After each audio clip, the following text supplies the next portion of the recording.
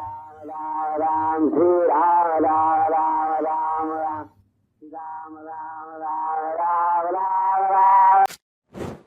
जय श्री राम दोस्तों, कैसे हैं आप सब। स्वागत करता हूं आप सबका एक नए अंक में, एक नए एपिसोड में अपने YouTube चैनल स्टोरीज ऑफ बाबा नीम करौली, जहां मैं आप लोगों के साथ शेयर करता हूं बाबा नीम करौली महाराज की जीवनी, उनके कुछ किस्से और कुछ अद्भुत चमत्कार। दोस्तों, महाराज जी अपने भक्तों का सदैव ख्याल रखा करते थे और महाराज जी प्रत्यक्ष या अप्रत्यक्ष रूप से सदैव उनकी रक्षा किया करते थे। तो आज का किस्सा, आज का एपिसोड जुड़ा है दोस्तों कुछ ऐसे इंसिडेंट के साथ में।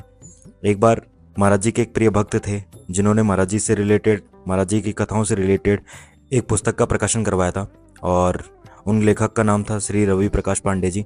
श्री रवि प्रकाश पांडे जी ने अपनी पुस्तक अलौकिक यथार्थ में कई सारे चमत्कारों, कई सारे किस्सों का जिक्र किया है और उन्हीं किस्सों में से एक किस्सा खुद उनकी बहन के साथ में घटित हुआ था। एक चमत्कार जो खुद उनके बहनोई के साथ में हुआ था, उसका भी जिक्र श्री रवि प्रकाश पांडे जी ने अपने पुस्तक में किया था।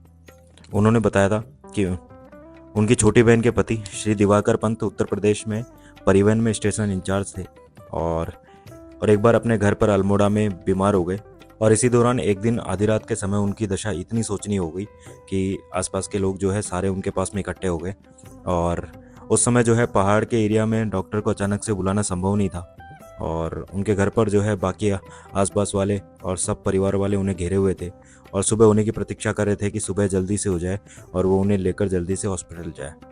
लेकिन इधर जो है श्री दिवाकर पंत जी की तबीयत बहुत ज़्यादा डाउन हो चुकी थी और वो क्षीण होते चले जा रहे थे।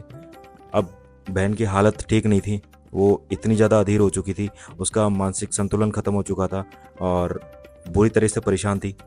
उसका मस्तिष्क कुछ काम नहीं कर रहा था और इतने में भीतर बंद कमरे में उसे अचानक से महसूस हुआ कि बाबा एक हाथ से उसे कंधे को झकझोर रहे हैं और दूसरे हाथ की उंगली से एक दवा की तरफ उसे इशारा करते हुए कह रहे हैं कि उस दवा को पिला दे, ठीक हो जाएगा। उस मानसिक स्थिति में उसे बाबा के आकस्मिक आगमन पर ना तो आश्चर्य हुआ और ना महाराज जी को प्रणाम करने का बोध रहा। मानसिक स्थिति ऐसी थी, पति इधर बीमार थे, मरणासन की स्थिति में थे, तो महाराज जी को प्रणाम भी नहीं कर पाई और महाराज जी की उपस्थिति के अनुभूति केवल छोटी बहन को ही, इसके अलावा बाकी किसी सदस्य को महाराज जी के आने की या फिर उनके कहे बातों के कोई भी कुछ नहीं दिखाई दिया और ना कुछ ऐसा अनुभव हुआ। इसके बाद वो तत्काल वहाँ से उठी और उसने जो है तुरंत वो दवाई उठाई और उसकी एक अनिश्चित मात्रा अपने पति को पिला दी। जब मुड़कर देखा तो बाबा वहाँ पर नहीं थे और बाबा उस समय छोटी बहन के अलावा किसी और को दिखाई भी नहीं दे रहे थे। इधर महाराज जी जैसे ही अंतर्ध्यान हुए, उसके पति की दशा में जो है अचानक से एक चेंजेस आ गया और वो बहुत ज़्यादा उग्र हो उठे और उनकी उत्तेजना से लग रहा था कि उनका दिमाग खराब हो गया है और वो ऐसी ऐसी हरकतें करने लग गए। घर के सब लोग जो है बहुत ज़्यादा डर गए, बहुत ज़्यादा भयभीत हो गए और छोटी बहन की नासमझी और उसकी लापरवाही पर जो है सब लोग उसके ऊपर गुस्सा करने लगे कि पहले उसकी इतनी ज़्यादा तबीयत ख़राब थी और तुमने पता नहीं अचानक से कौन सी दवाई दे दी और कितनी मात्रा में दी है कि उनकी और ज़्यादा तबीयत ख़राब हो चुकी है। और अपनी इस गलती के ऊपर अब जो है छोटी बहन फूट फूट कर रोने लग गई थी। तभी जो है सवेरा होते ही डॉक्टर खजान चंद को बुलाया गया और डॉक्टर साहब जैसे ही वहाँ पर आए, उन्होंने बीमार की सारी जांच की और सारी बातें सुनी।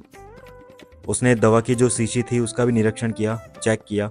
वो दवा थी कोरोमिन और तब उसने जो है छोटी बहन को अपने पास में बुलाया और एक बड़े आश्चर्य से पूछा कि बेटी, तूने ये दवा कैसे दी।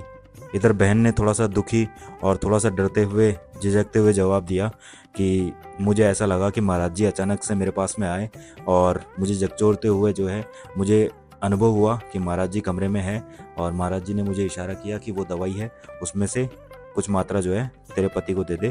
तो मैंने जो है वो दवा उठाई और मेरे पति को दे दी। इतना कहकर जो है छोटी बहन सिसक सिसक कर जोर जोर से रोने लग गई। तब डॉक्टर साहब ने जो है छोटी बहन की पीठ थपथपाते हुए घरवालों से कहा कि इसने अपने पति को स्वयं बचा लिया और यह दवा कब और कितनी देनी है ये बिल्कुल सही मात्रा में और सही समय पर दवाई दी है और शायद अगर ये दवा नहीं दी जाती तो इनका बचना भी मुश्किल था। तो इनकी दी हुई दवाई से ही जो है ये ठीक हुए हैं और अब इनकी स्थिति अच्छी है।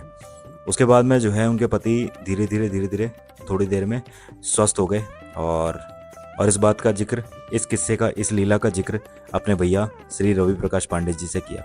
दोस्तों, महाराज जी हमेशा कहते थे कि संत और भगवान से कुछ भी मांगने की जरूरत नहीं होती, जो उचित होता है उसे वे स्वतः दे देते हैं।